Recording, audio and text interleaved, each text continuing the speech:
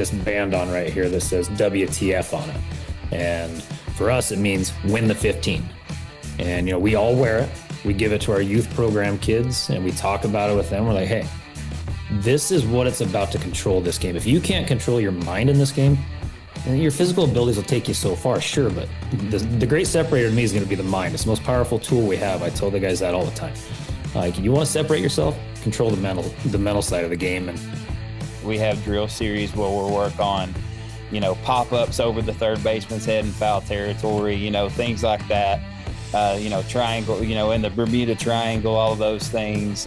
You know, we'll work on first, you know, everybody works on first and thirds, bunts, defenses. But, you know, and we'll hit. We'll have guys in the cage on tees. We'll have bunt scrimmages, things like that. So that's kind of what we do. So, like, we know that changeups are going to win ball games. I think that's a lost art is throwing changeups, especially the Division III level. We don't have guys that are going to throw 95.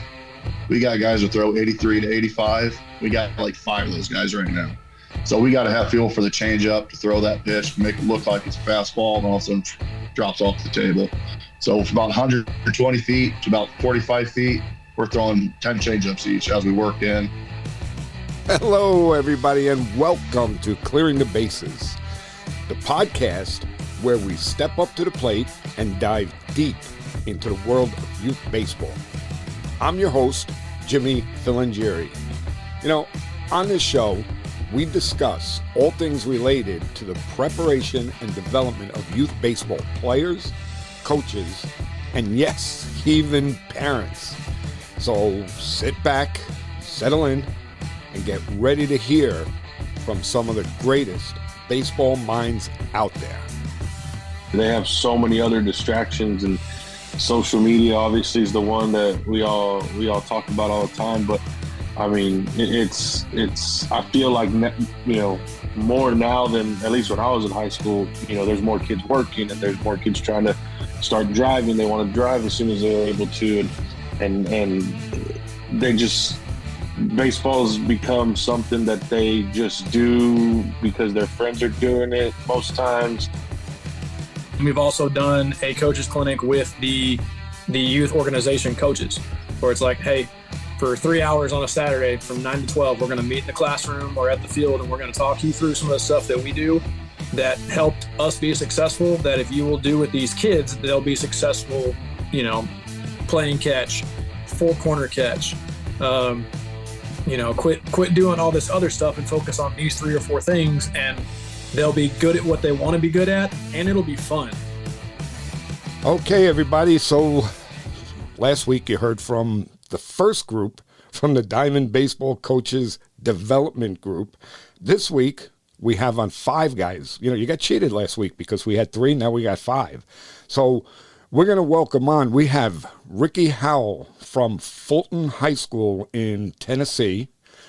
Then we have Ryan Reisdorf, and Ryan's our first college coach. He's from Trine University.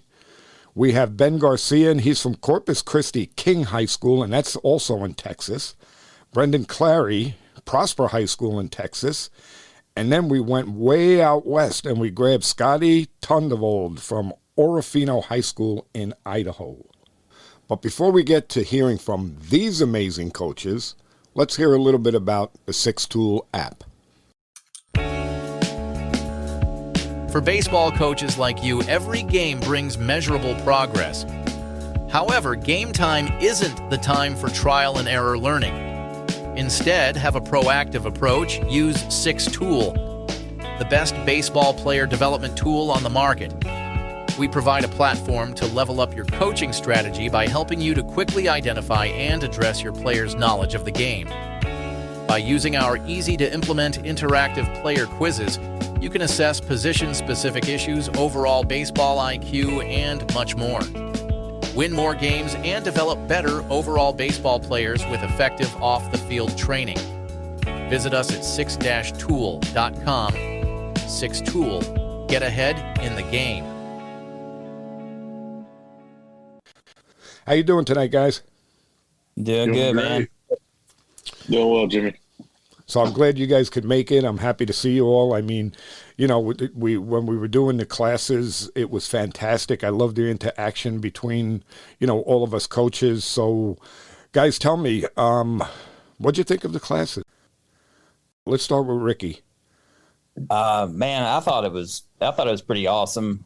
Just getting to bounce things off of everybody and seeing what everybody else does, and especially across the country, because, you know, you're in one place, you know, as a coach in high school, like I'm here in Tennessee, and you know, there's not any Tennessee guys in the group. So it was kind of cool to talk to everybody and see, you know, kind of where they're at and what they're doing in their part of the country, and just seeing how everybody relates to what we do. It was pretty cool. It was pretty awesome. Yeah. Let's go to Scotty. Yeah, the group was spectacular, guys.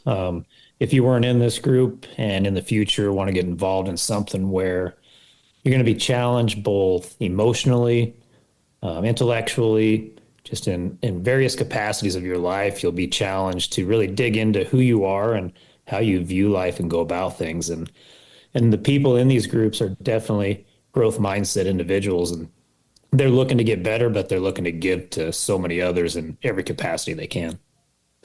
All right, Brendan, you're up next.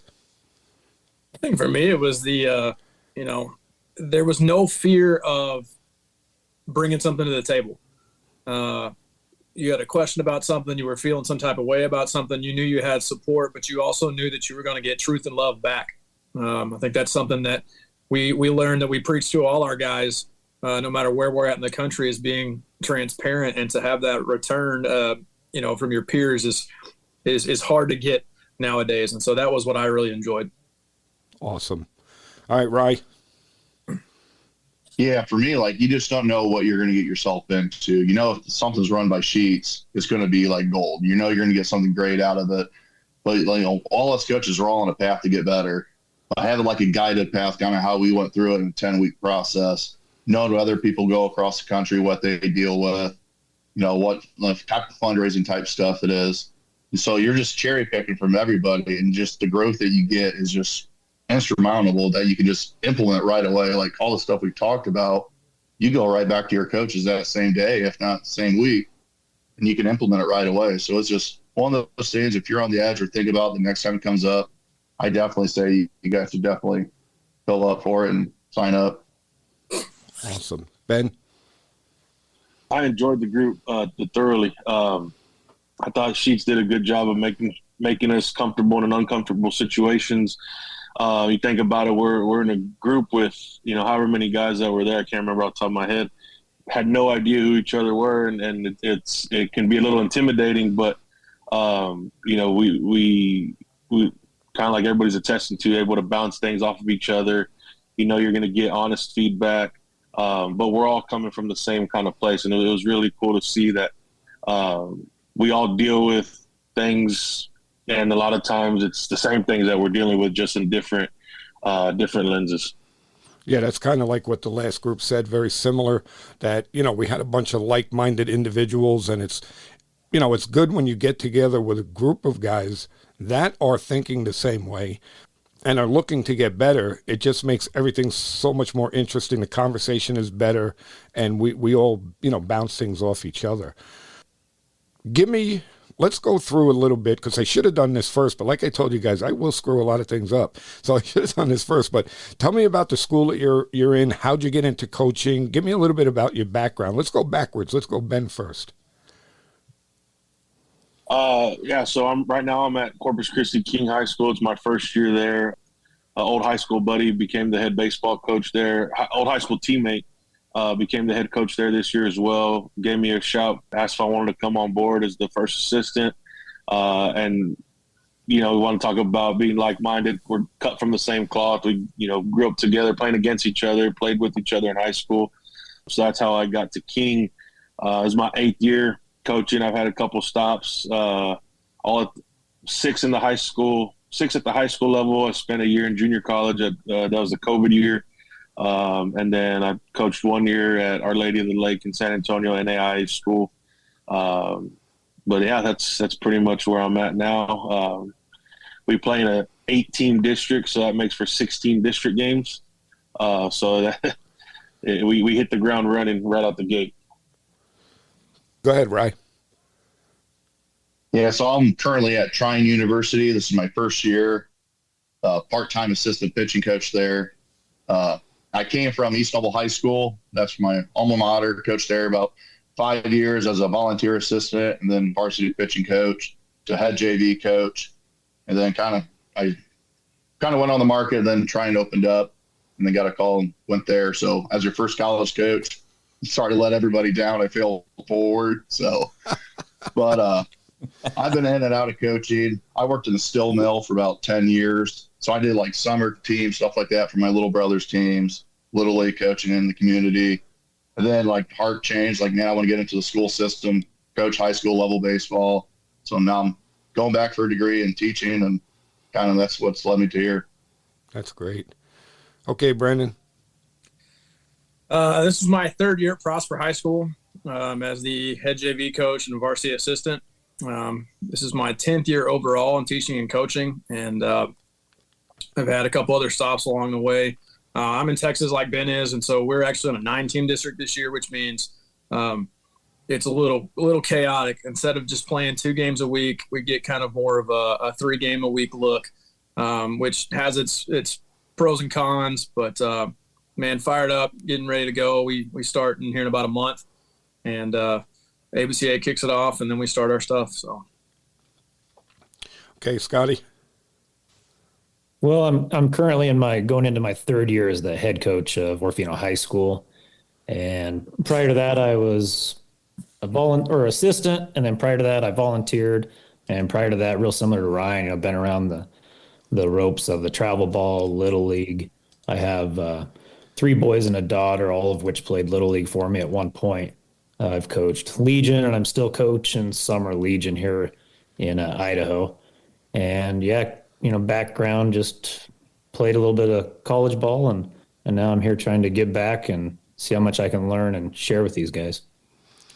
Okay, Rick, your turn. Now, before you go, though, I want to let everybody know that if you go back a couple of years, we actually had another Fulton High School coach on this show, and that was Buzz McNish. So once I found out that Ricky was from Fulton High School, again, it's a small world, and it's great. Ricky coaches with Buzz, and now we have 2. I mean, your high school has got to be like, what's going on here? We have 2 coaches that are on podcasts. Yeah, I'm at Fulton High School. This is my 2nd year. I've coached with Buzz for about 5. We coached together at West High School, which is like right next to UT. I coached there with him for 3 years. He was there for quite a while. I got hooked up. It's a funny story how I got hooked up with Buzz. I was coaching at Carter High School in Strawberry Plains, and I was there for 7 years. And our coach had retired, and I applied and everything didn't work out. And I'm sitting at the beach in Sanibel Island, and I get a text from Buzz, and I didn't know who he was. I was like, well, and it said, "Are you coaching anywhere?" I said, "No, I'm not right now." He goes, "Would you want to talk?" So yeah, I go talk to him, and I get back on that Monday from the beach and go talk to him at West. And I figured, hey, I'll go in here and talk to this guy 30, 45 minutes, and we'll see what happens from there. We ended up talking for about 3 hours, man. And it was awesome. And we hit it off, and we had really the same, mental aspect and same philosophy. So it really worked out there. And this will be my 16th year as a high school coach, my 13th year as a teacher. But we left West, and I took a year off. Just got really tough. Things got tough for a little while, and took a year off. And he was at Fulton for that 1 year that I took off. And then he texted me the next summer and said, "Have you had enough time off?" So obviously I wanted to get back into it. So I did. And it's our 2nd year. The program was in shambles pretty much when he got there. And we're trying to build it back up. They only had he ended up with 10 or 11 guys at the end of his first year. Last year we ended up with 13 or 14. And this year right now we have 22 guys that are with us. So, and then also last year we won more games than the past 5 years combined. So we're trying to build it up, and it's going really well. Our guys this year, like I said, we just got through with a workout here just about an hour and a half ago, and our guys are just really getting after it, and it's good to see. And there's a lot of growth happening in the program. So and also a little tidbit. I played for Butch Chaffin. I coached with him actually for a couple years in my early 20s when I got out of college. So it's been kind of cool to get hooked up with those two guys. So that had to be amazing coaching with Butch. And he was my high school coach. So his very first year was my sophomore year of high school. So you can imagine the change that happened from his very first year till now. And I've seen some growth in Butch. Butch has always had that knack for baseball. He's always been such a great mind. I mean, even in his first year with us, it was just really, really awesome just to learn from him. And I still do. We still talk. And he's actually going to be our speaker at our first pitch dinner in February. Oh, that's fantastic. That's great, guys. And, the thing I love, again, what we talked about, all guys from, different parts of the country. Everybody has a different story on how they got involved in baseball, how long they've been doing it.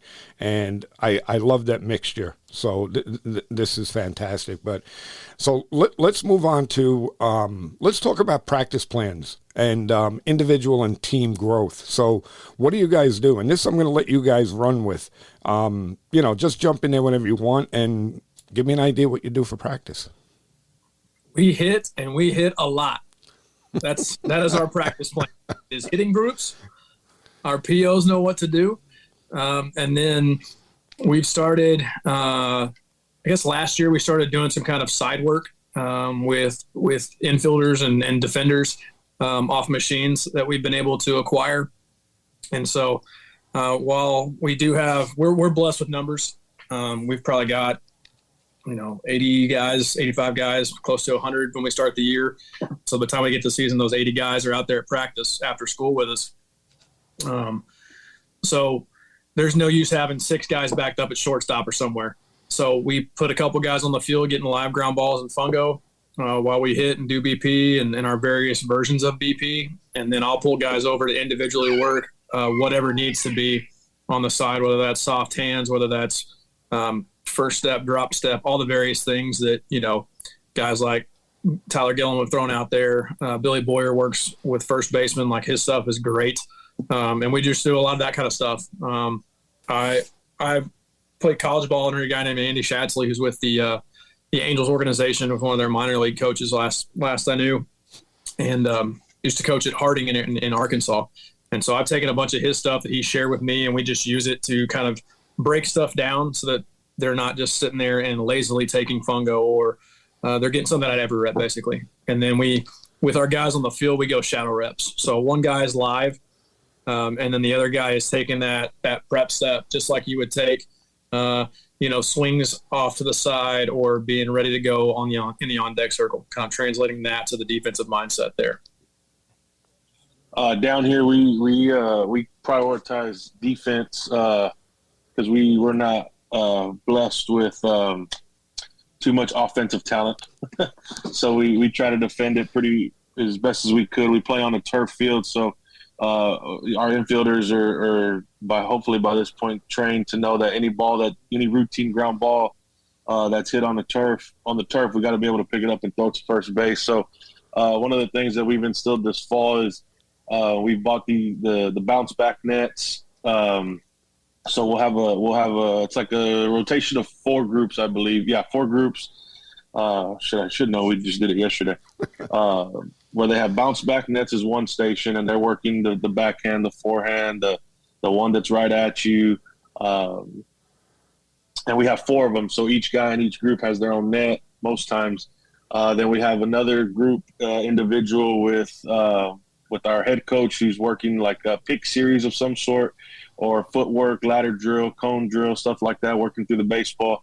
And then we have what we call the live group, and the live group is working cuts, and we'll have a catcher who's live, and he'll say cut, hold, and cut 3, or if he doesn't say anything at all, just let the throw go. But there's a fungo going to the outfield with that as well. And then on the other side, the last group, they're doing Pretty much we call it, you call it. So any of the infield drills that we've shown them throughout the semester, they've been able to they have their freedom in that aspect to kind of do what they need to do, what they feel they need to do on their own. So that's kind of how we've done it. The cutoff thing is really kind of what spark lighted that I guess segment, is because we had guys who were just, the catchers really are cut, and it's like, cut what? Cut and hold, cut three. What are we doing with the baseball, guys? You got to let us know.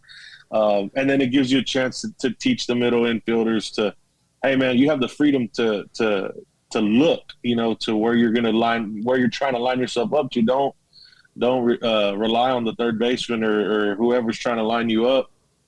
You got to be able to have enough feel, I guess, which there's not a lot of, but enough feel to say, hey man, I can look and I can put myself in a good position. Yeah. So with us at Trine, we're kind of limited because, most Division III programs, it's more academic, that you're trying to push. So our practice plans, like throughout the fall, we go about 4 days. Coach Ratcliffe does a great job of like, hey, as a pitching coach, here's Monday. You guys are going to do defensive stuff, whether it's PFPs, pickoffs. And then Wednesdays, we have, bullpen days where we're trying to, mix in our work. Are we trying to go with command stuff? Are we trying to develop a pitch? Whatever we're trying to do, we're trying to work on that. And then on Fridays, it's kind of a lighter throwing day for our pitchers. And then Sunday is another bullpen day where it kind of tunes up. But for our pitchers, we got 45 minutes where our sole practice plan after your team stretch.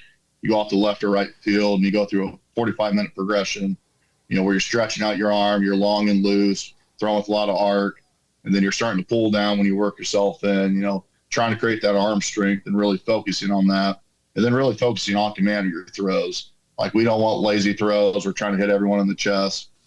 And then you get about the 120. Me, Bryce Yoder, he's another pitching coach on staff with us. Me and him do a really great job, the two of us, kind of. He's more of the mechanical guy. I'm more of the mental guy, like pitch development type feel. So, like, we know that changers are going to win ball games. I think that's a lost art is throwing changeups, especially the Division III level. We don't have guys that are going to throw 95. We got guys that throw 83 to 85. We got like 5 of those guys right now. So we got to have feel for the changeup to throw that pitch, to make it look like it's a fastball, and all of a sudden drops off the table. So from about 120 feet to about 45 feet, we're throwing 10 changeups each as we work in. We're excited for the spring. So I'm lucky as a college coach this first year. We get to start in February. I hate the cold, but I'm ready for 30-degree weather to go down to Anderson and play. Yeah, I guess I could jump in there. Our practices are pretty similar. If I was to kind of try and put them together in a nutshell, I would say they're very structured. They're time constraints. We have early outs every day where we offer defense, hitting, whatever they want. They just have to let us know, and we'll have things set up for them. And then we'll go right into typically our arm circles, J-band work. And from there, depending on the day of the week and the workload, we'll mix into long toss, pull downs on the way back in, catch play, depends on where your arm's at. And, the guys need to be intentional and let us know how they're feeling and not just try and work through things. And from there, we typically will go break up into defensive individuals where we'll have infielders working on, a myriad of things. Outfield will go with another guy, and pitchers will go in and work with another guy in the facility. And prior to any of that, actually, if I was to back up, we pretty much every day we work on base running and leads. And we have a system where everybody does it the same at first, everyone does the same at second, everybody the same at third. And if you can't do that, don't plan on getting in the game. And so we do that every day, though. So it's real simple way to reiterate, and we have the players teach it. So they're able to talk the guys through it. And once they can teach it, I feel like, they're really getting somewhere with things. And we've kind of had this thing where we say pressure burst pipes, and we're going to put a lot of pressure on people on the bases, and we're going to force you to stop us. And I don't care if if we're going, you got to stop us still. And, hitting, we do that pretty much, not necessarily every day in our practice, but we offer an hour after practice. We'll stick around and work with guys that want to get those reps in when they don't get them. But at the end of the day, our number one goal, I think, at the end of every practice is to create some type of chaos or competitive situation that we put the guys in to prepare them for a game. Whether that be for the infielders, we're going to put them on a clock. If you can't get it from contact of bat to pop at first under 4-2, then you failed. And we'll just work through things like that. Hitting competitions in the facility, in the cages. And yeah, that's kind of how we structure things kind of on a daily basis, and obviously mix in all the other stuff that goes along with the game. A typical day for us, I mean, the first thing that we do is we start out with base running. We got a guy at every base. I mean, there's more than a guy. There's a line, and, just go one behind the other. And we put pitchers on the mound, work on reading picks, reading pitchers, having guys straight still, move up, on certain things. And we put lefties up there for guys that are on first and read them. And we do that for a few, like maybe 10 minutes. After that, we would go into our position work, where we would have catchers working together. We would have infielders doing their infield drills, outfield drills going on with outfielders.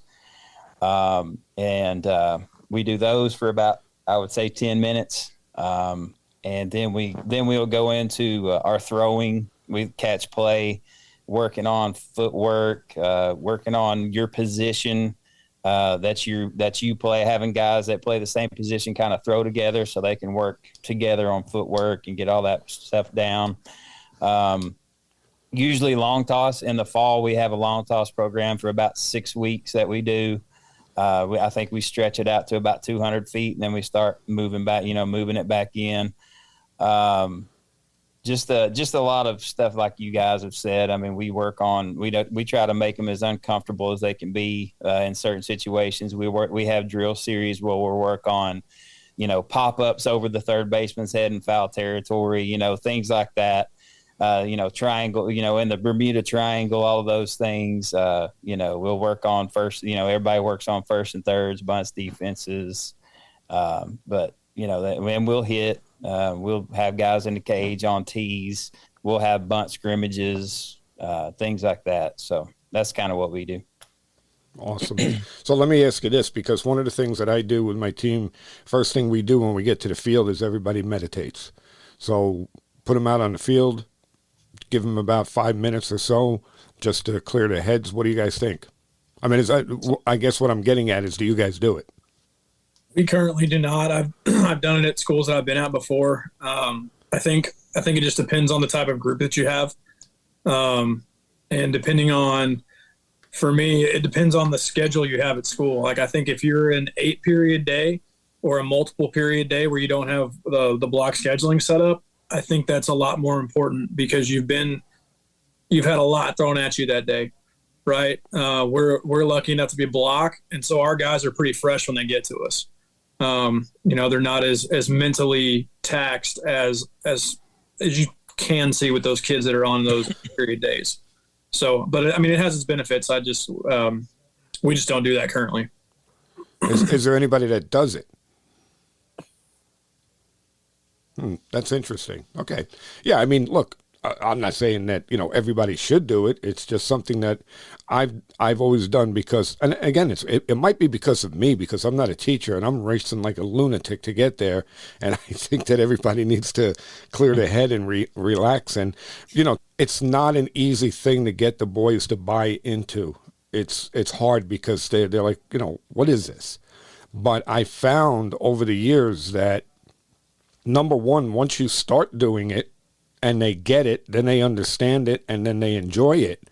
The other thing that they'll do is that they will talk. They already know about it. And they already know because the other guys told them, hey, coach is going to make us do this. So anyway, again, it's something that's hard to implement, but I think that once the players get it and they get comfortable with it, I think it's a very good thing to clear their head and really make them present and start focusing on the task at hand. A couple of things that I wanted to mention is, Ryan, when you mentioned about the changeup, I mean, I cannot say it enough that, especially at the high school and younger ages, we have to get these players to throw a changeup. My pitchers, even at the JV level, when I was doing that, every single pitcher during our catch play will hold a changeup grip and they will throw with a changeup. And then even in the game, I will make sure, and I don't call pitches, but obviously I'm watching what they're doing. And if they're not throwing enough change-ups, they're going to hear from me. I don't care, if it gets knocked out of the park, I don't care. Eventually you're going to get it, but if we don't do it, it's never going to happen. Then the other thing that Ben said about the cuts, another pet peeve of mine, okay, because I agree with you 100%. The kids don't understand how important it is to hit the cutoff. So it's something that we have to drill in all the time. So I just wanted to touch on those points because I kind of wanted to hammer them home a little bit. The next thing that I wanted to go into was with younger guys. So now, Ryan, you were a high school coach, so you do have experience with this. What do you guys do as high school coaches to help your youth in your community in baseball?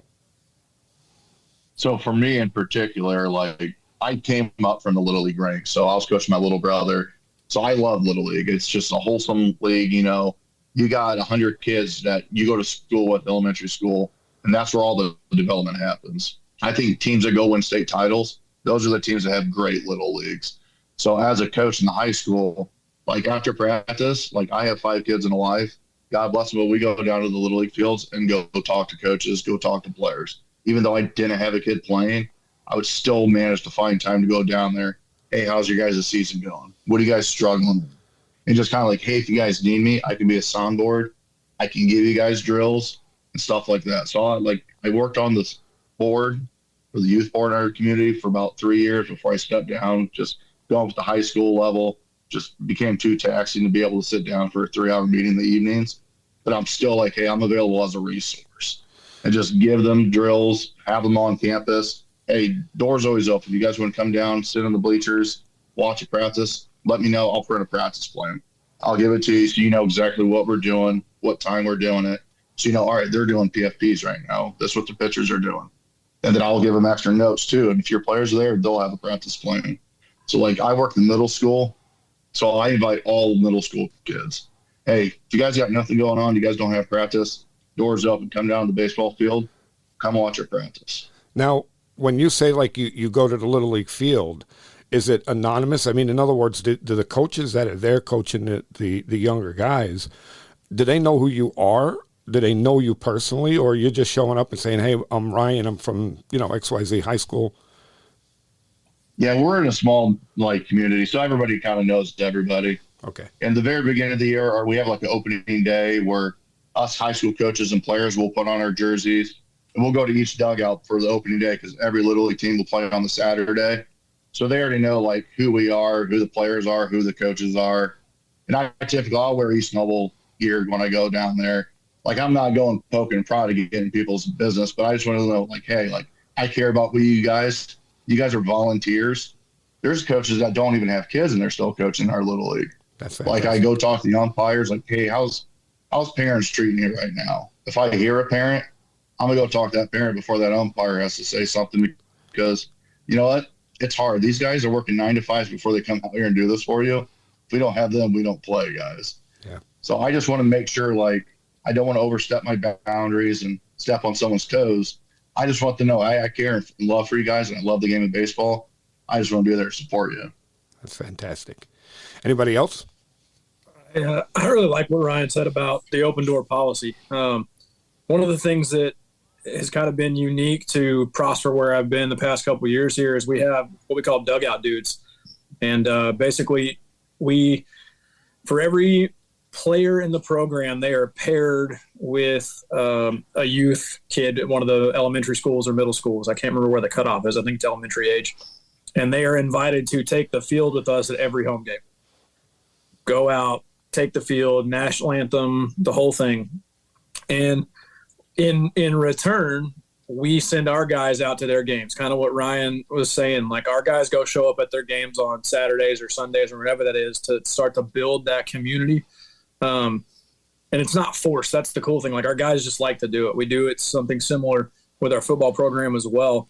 But the other big things that we've started doing and have seen it start to pay dividends is not just our summer camp, just, hey, local organization, you guys want to bring your guys up here, hit in the cage, and let's talk baseball, right? We're not going to sit here and critique every kid, but we're going to show you some of the drills we do with the high schoolers. Coaches, bring your coaches.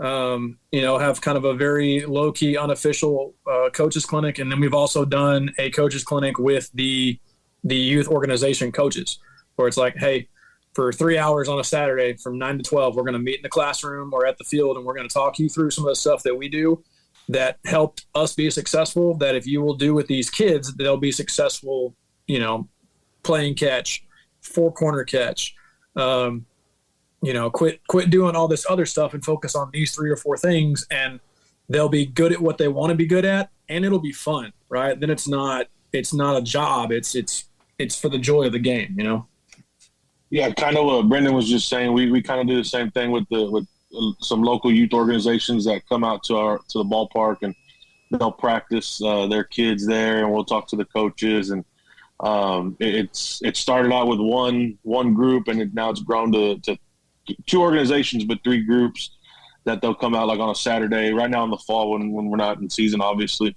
and they'll have their guys out there, and they're not shy about it. They'll bounce ideas off of us all the time, and of course, willingly we're sharing and just trying to build that sense of community. We're first year, both of us are in our first year at the school, so we're really trying to build a culture of like, hey man, we're here for you guys too, because eventually you guys are going to be with us. Yeah, at our place, Buzz is actually the president of the Knoxville Falcons. It's just a youth organization where they have football, basketball, and baseball. And they all play at our park. Our park has 4 different fields. We have a baseball field, a softball field, and 2. We have a t-ball field and a youth field. So all of them play, during the summer, during the fall. We also have NABF tournaments there just about every weekend, starting in March all the way through October. So a lot of kids come up in and out of our park, locals as well, a lot of locals, but some out of states too.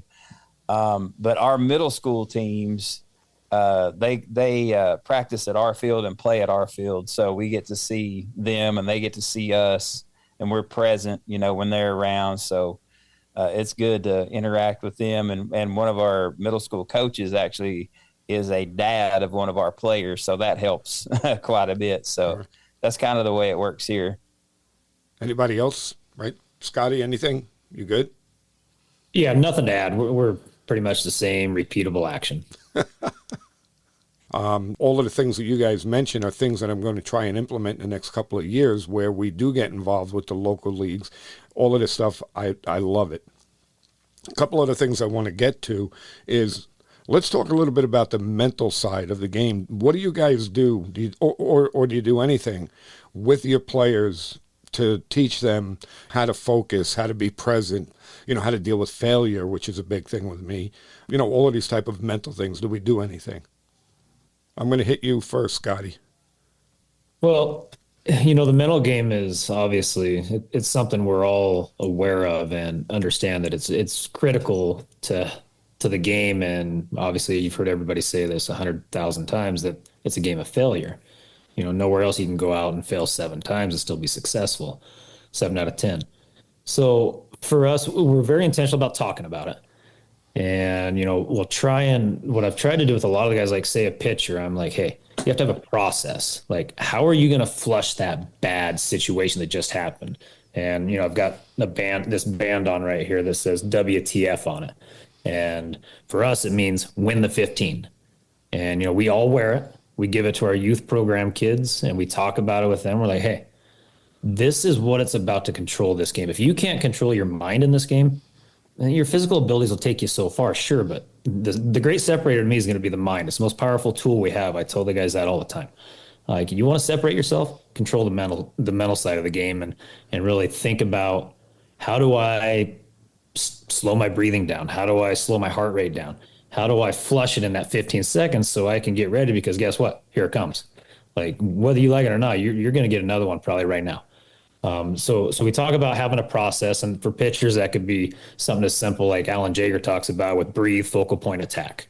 And, look out at our flag and go, all right, take a couple breaths, flush it, boom, get back on the mound. Here we go, get back to work.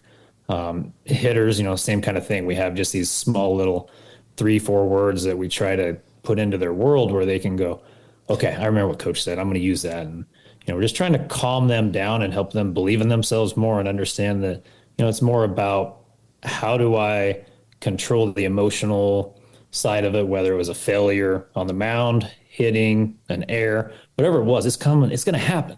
Like, you can't look across the big leagues and see anybody fielding over 980. It's not going to happen.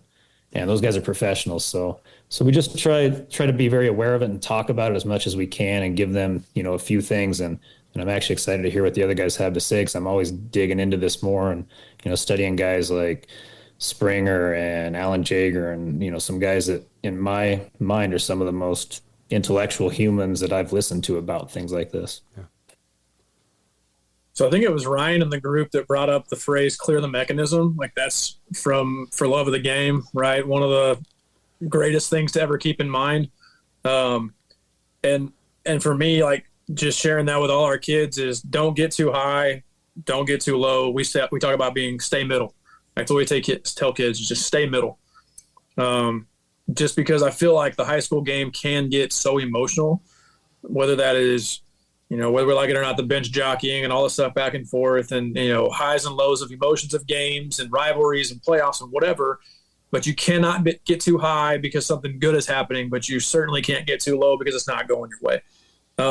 The other thing, as far as like players in the field, I talk to guys about the circle of focus. And I don't remember who I heard talk about this, but it was the giant light bulb that went off of, like, kids struggle with focus anyways, right? Because of all the things that are out there in the world. So convincing kids, give me 5 seconds at a time. And every other step into this circle of focus, be locked in for 5 seconds of a pitch, step out, do whatever you want, look around, have a conversation with the third baseman. I mean, stare in the stands at the pretty girl. I don't care. But then as that pitcher comes set again, gets ready to go, step in if you're a defender, or as soon as you step back into the box, you're back in that circle of focus and all right, it's go time again. I think those are a couple of things that have kind of stuck with me that I try to impart upon our kids, because it's short, sweet, to the point. Anybody else? Yeah, for me, mentally, like, I think it starts with, like, confidence. Like, especially as, like, a pitcher and a hitter, like, you're going to have so much failure. Be confident, go out there and compete with what you have that day. Like, pitcher's mechanics, like, you're going to have a day where your hips are just tight and you're not going to be able to get your best stuff. But if you go out there and compete with confidence, you're going to be able to have more success than not. Like, I always told my JV guys last year, hey, be dangerous. If you're bunting, be dangerous with the bunt. If you're throwing a changeup, you might put it in the middle of his back, but be dangerous with it. The more we do it, the more we think, hey, we're going to be dangerous here. The game's going to be funner. You're going to slow it down. And, like, breathing, that's a big thing. Like, college pitchers, you got 20 seconds, so you got to get on there and throw the next pitch. So me as a pitching coach, I got to adapt to that. High school, you can go out there forever, walk around the mound, talk to everyone, communicate. College pitchers, bang, bang, bang. So breathing super important. Hey, you get on that mound, clear the mechanism, reset, deep breath before every pitch. Because more oxygen that flows through you, the more you're going to be able to exert, muscle-wise while you're throwing that pitch. So mentally, it's just deep breath, reset, then also just play with more confidence.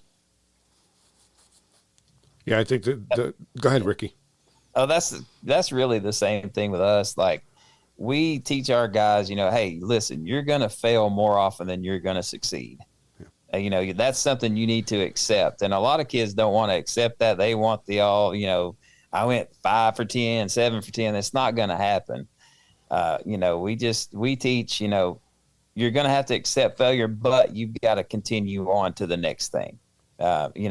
You swing at a bad pitch, your first swing of your first at bat, step out, take a deep breath, flush it, get back in there and just do it again. Just like you guys are saying, we talk about breathing, we talk about, having routines in everything that we do, even pregame routines, things like that, just to get you mentally prepared for what you're going to do. So it's basically, everything you guys are saying and more.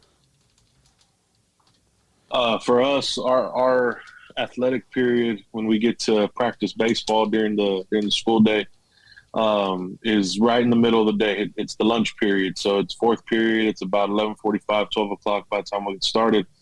And I said this during one of our classes, but we have a landmarker where the players get to, and from there to the ballpark, it's not very far. It's I'm not even going to try to gauge how far it is, but it's not very far. But it's once they hit that landmarker, they're on a at the very least a jog, right? Some of the guys have started to sprint. They've started to make it, the hard 90 kind of deal. But and we tell them, hey, there's a lot of stuff going on in that building.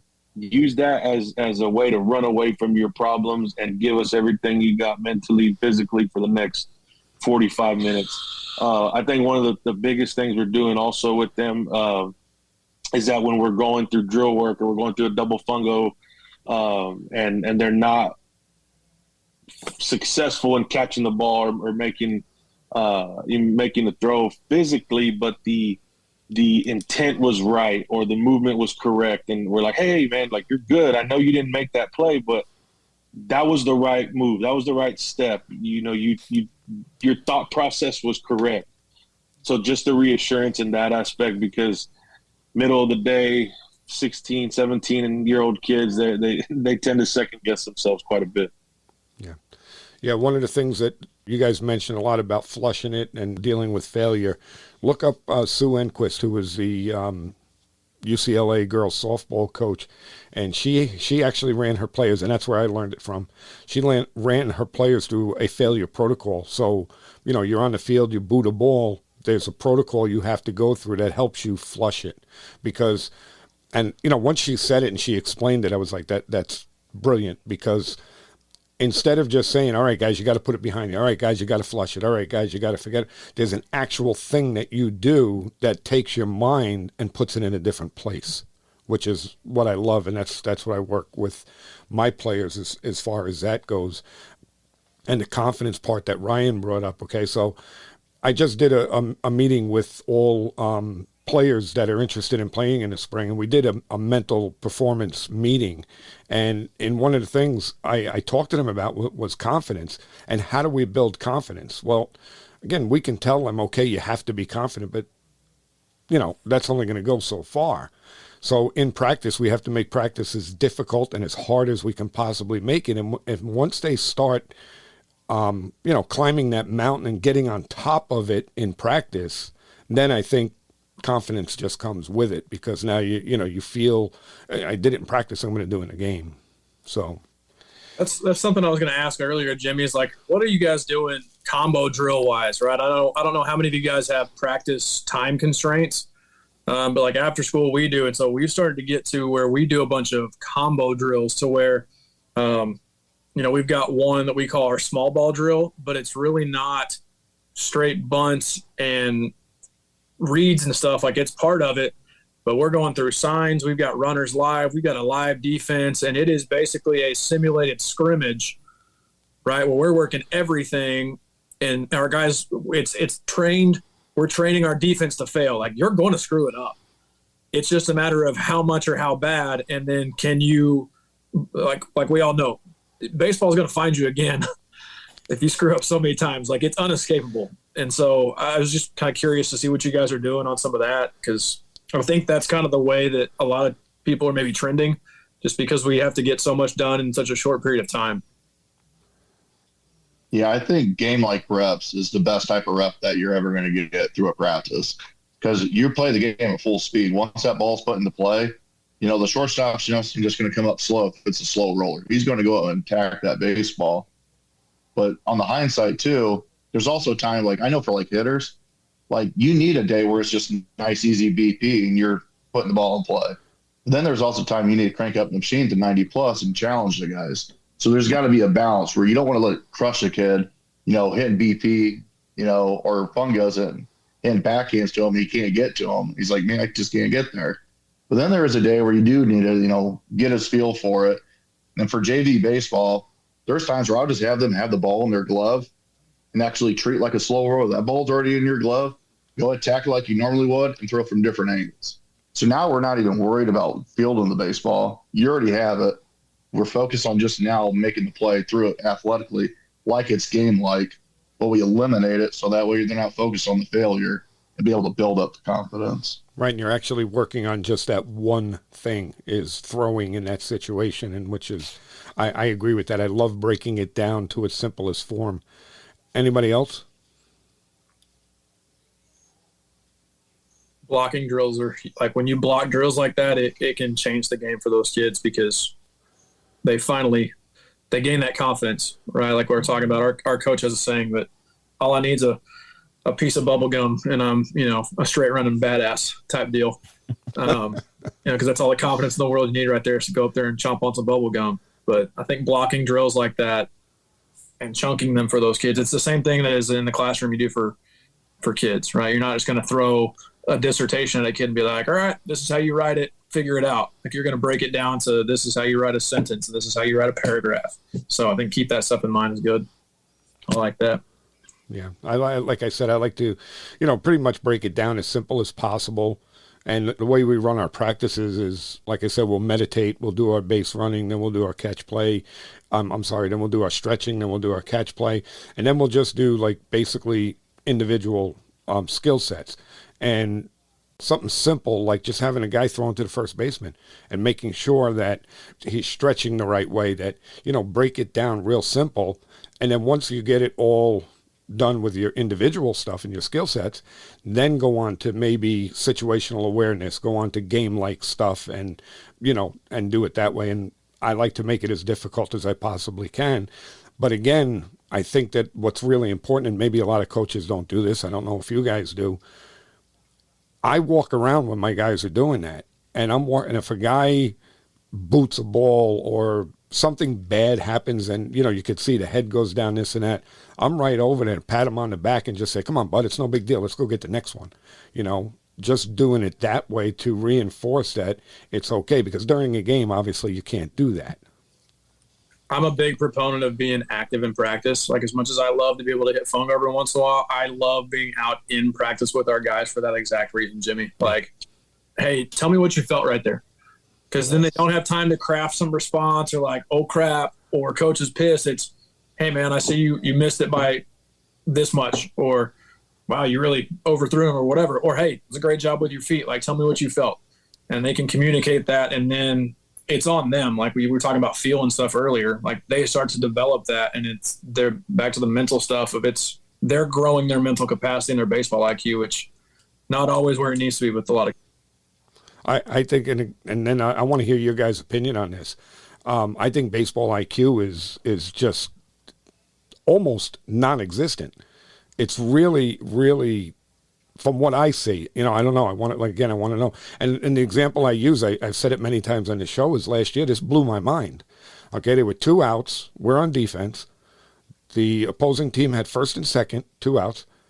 Ground ball hit right to my third baseman. Right to him. Right? He winds up like he's going to make the throw to first. And I was screaming, step on the base. All right.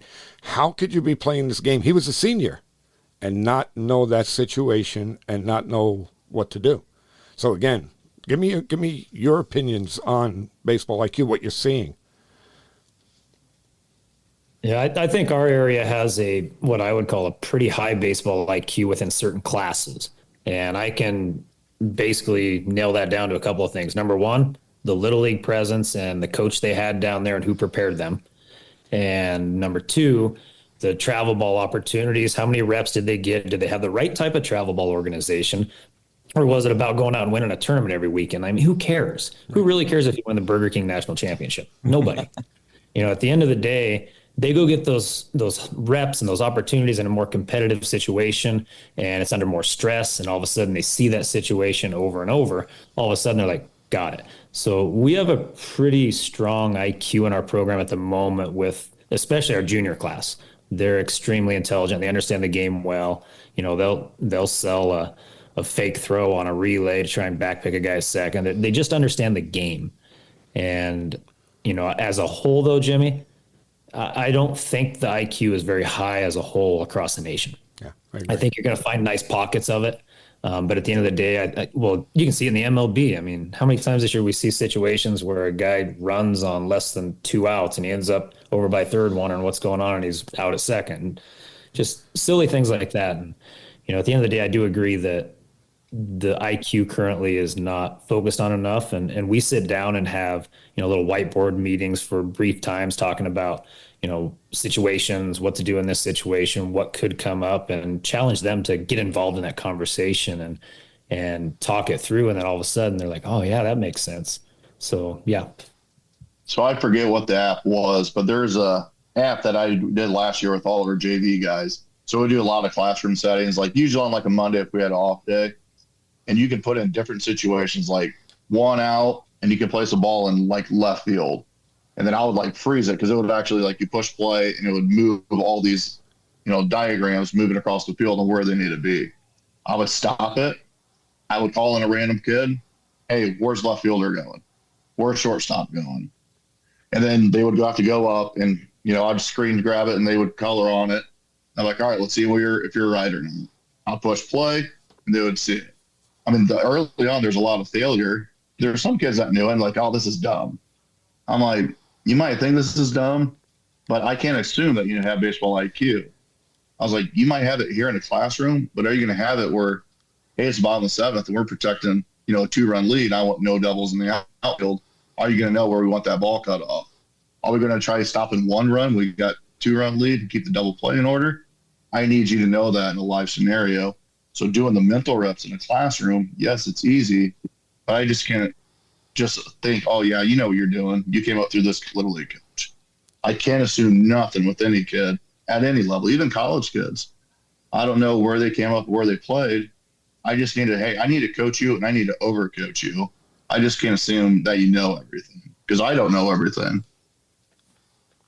Yeah, man, I attest it to like kids just not watching baseball anymore. They have so many other distractions, and social media obviously is the one that we all talk about all the time. But I mean, I feel like more now than at least when I was in high school. There's more kids working, and there's more kids trying to start driving. They want to drive as soon as they're able to, and they just.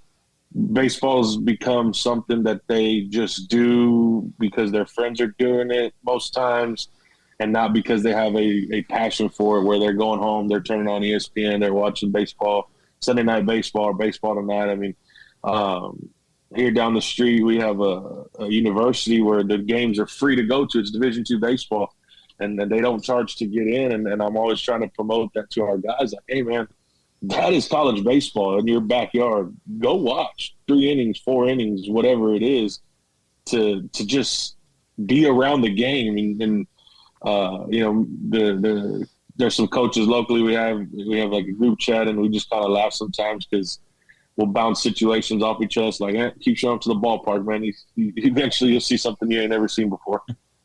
I mean, how many guys can even score a game anymore? Like, they don't watch it enough. I bet half of maybe our team can't tell you what number their position is. That's just, I mean, it's crazy. And I used to do that. I mean, I'm sure we all probably used to do that as kids. I used to sit in front of the TV all the time and watch baseball every time it came on. The only 2 teams that ever came on when I was younger were the Cubs and the Braves. And we had the Cubs in the afternoon and the Braves at night. And that was all we watched. And if we weren't watching, we were going out and playing wiffle ball or something like that. But I mean, yeah, I see the same thing. Guys just don't take the time to watch. They just want to watch highlights of somebody or all of these other things that really don't help them at all, just other than watching a highlight. But yeah, it's unbelievable how much the IQ has gone down.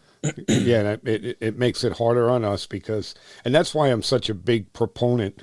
Maybe it is selfish because I think that if Little League coaches were better equipped to teach them this stuff, to know how to work them through this stuff. So when they get to us, yes, they do have that IQ. They know how to play the game, and then we can work on the finer points of the game. Instead, I mean, I'm still working with high school players on how to do a rundown, and they don't know that, if you're trying to run it, that it's a full out sprint. when you're trying to get that runner, you're not playing, you're not dancing with them. You're trying, and we work on this constantly, and it's taken so much time away from stuff like situational plays that we should be doing. Because I know me, and I'm sure you guys feel the same way. If we get in a rundown situation and we don't get that runner, I'm embarrassed. Because that's a simple thing that you should be able to get, 98% of the time. I'm sure once in a while it's not going to work, but it should be a no-brainer. It should just be like this, and we're spending a lot of time on it. So the last thing that I want to get from you, and we'll go right around, is what was your biggest takeaway from what we did with Sheets? Ooh, I stumped you.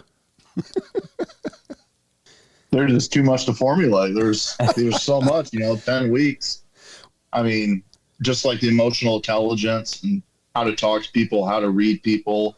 Like players these days, like I don't want to be rude, but I think players are a little bit softer than when I played. Like when I played, kids, I got yelled at. Like now it's like you're berating the kid, you're demeaning the kid. It's like no, sometimes you need to get a butt ripping to wake up and focus. Most kids now you're like, all right, I know this kid. I need to talk to him gently and pour love into him.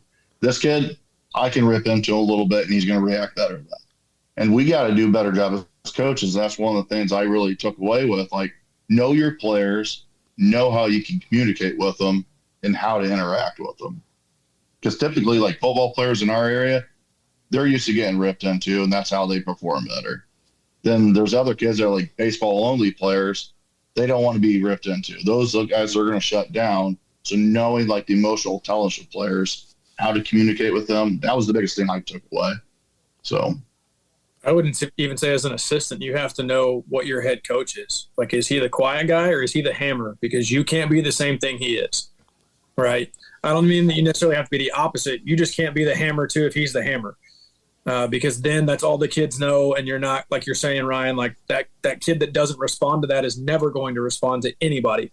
And you're not going to get what you want out of that kid. The biggest thing for me was Sheets challenged us to take all the jumbled mess that's up here and put it onto paper or into, documentation. And that was really a challenge for me because I thought I knew what I would want my program to look like someday. And I thought I had it all eloquently put together in my brain, and it just became word vomit on the paper until I started to look at it more and closely, kind of more reflection, analyzing of just, okay, this is what I really mean. This is what it really needs to say, so that I can better defend it, right? If I'm all about it, I need to know what I truly believe in. So that was the biggest challenge that I took away and really appreciated. And then hearing everybody else talk about it with such conviction was reassuring that if I'm not there yet on some of this stuff, I will. It just may be not that I'm there yet on it. And my biggest takeaway, I think, was just the appreciation for the openness and vulnerability from everyone, man. I know me, myself, there's times where, we're sitting in the Zoom and I wanted to jump in, but I was like, Coach, you're going to sound real stupid if you say that. And I'd end up saying it and felt like it was well received. I think I'll say it again, the calling the coaches that you played against in the past and kind of getting their feedback was for me a real man, I didn't think that's how my style came off, but I guess that's how it is. And not to say that it was good or bad, but it was just an eye opener, and kind of like I attested to at the beginning, that was a very uncomfortable situation because it's what are these guys going to say? And you kind of have an expectation for what they're going to say, and you kind of hope that they say certain things. And if they didn't, you put yourself in a position where it's man, you can crush some ego there, but no, there was no ego involved with any of us really, I think for 10 weeks. And that was, to me, that's huge. Yeah, I was actually going to head the same direction with Ben with vulnerability, but I think kind of change for me, understanding that, with the vulnerability, that I've always had a hard time starting conversations. And once it gets going, I'm fine. But when Sheets was talking one time in one of our meetings, he was talking about labeling. And I started using that a little bit just in my household. And I'm looking at my kids or my wife like, oh, you seem bothered by that, or no, you seem to be in a really good mood today. And that labeling really instantly worked, and they didn't even know what I was doing. And that's a big takeaway for me, because I don't love to start small talk, little conversations, but once I get going, I really enjoy having a conversation with people. So for me, I agree with Ben on vulnerability, and then just being able to label and get a conversation started. Yeah, the vulnerability piece is really awesome. Just the openness with everybody, and you know, sometimes I'm the same way. I'm kind of reserved a little bit, and I just don't feel as confident, I don't guess. But I mean, after hearing everyone, and you know, like you're like, okay, man, I was thinking some of that too. So it just makes more sense, and it feels better to know that, you know, hey, you are doing the right things, and you know, you're doing things every other people are doing, and things like that. So it was a really cool thing, and I've really enjoyed you know, the camaraderie with all you guys, and getting to know you guys, and where you're from and all things like that. So it was just a really, really cool experience. Yeah, we talked about it on the last show, kind of like what Ben said, about how we're all of the guys are in a group, and let's face it, that's why we're in that group, because we're all like-minded. Okay, so we all saw an opportunity to be able to better ourselves as coaches, and what did we do? We jumped on it, and we went there, and we were able to communicate, build relationships that, yeah, I mean, Ben said that, you know, maybe he was afraid to say something because he was going to sound stupid. Well, I don't think there was anybody in that room that would look at anything anybody said and say, man, that was dumb or that was stupid. Nobody would say that. Okay. We may give him a different point of view, you know, or, hey, this is the way I see it. But I think that everybody in that group understands that we're all there to help each other. And that's the name of the game, you know. And it is amazing that we have guys, you know, from California, Idaho, Texas, Utah, Indiana, Tennessee. We have guys from all over the country, but spending 10 weeks on a Zoom call, you know, the power of Zoom, it's fantastic. I believe that's what all of this is about, because regardless of what we learned, and Sheets taught me a lot, there were a lot of things that I learned from him. You know, number one being when he had us write that mission statement without using I, me, or my. That wasn't easy, but I understand the concept, and it was a fantastic concept. And I'll tell you, I use it. I even try to implement it in this show now, because I hate saying I did this or I did that. Nobody wants to hear that. So I'm always trying to take that out. So it was a big lesson for me. But anyway, I really think that was the essence of it, is the relationships, the idea that now we have, there was 13, including myself, guys in that group, that we have 13 guys that we could pick up the phone at any time and say, you know, hey, Ricky, what do you think about this? And that's it. That's how we all become better. So, all right, guys, I cannot thank you guys enough for doing this, because I think it's great. Okay. And look, we're going to see where the numbers fall between, you know, the three groups, and, you know, may the best group win. But guys, like I told the other group, I am really happy to have you guys in my life. And I am so glad that we were there in that class together. And I look forward to seeing you guys in person. Yeah. Feelings mutual. Same here, man. Appreciate you, Jimmy. Are you guys? Appreciate you having us on. Oh, you're kidding? This is great. I love doing this. I would do this every single night of the week if I can get, you know, guys to come on. I would do this. I love it. Are you guys going to Washington? No, I'll be in Washington. I'm going online. Are you going online? Wait, who said no? I did. You're not going? No, I probably won't be there. Oh man, you know what? I told Cam that I'm going to go to Wisconsin and grab him and bring him. I may go up to Wisconsin, come down to Tennessee, and grab you too. All right, well, come on. I'm looking forward to seeing you guys there, and you know, Ricky, hopefully someday we do get to meet. And Yes. thanks again, guys. This was great. Absolutely, Jimmy. Thanks, Jimmy. What's All that? right, guys. And that puts a nice Christmas bow on Group 2 of the Diamond Coaches Development Group. A lot of good stuff there.